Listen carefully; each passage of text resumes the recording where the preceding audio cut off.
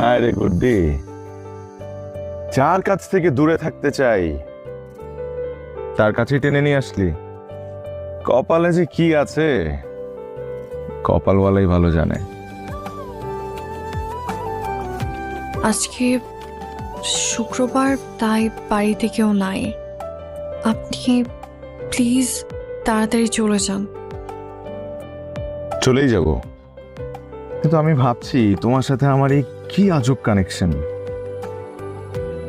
ঘড়ির পেছনে দৌড়াতে দৌড়াতে কোথায় যাচ্ছি টেরই পেলাম না, এসে দেখি তুমি।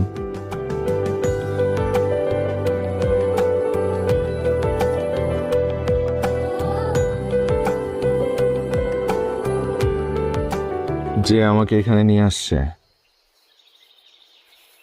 তাকে তোমার কাছে রেখে গেলাম।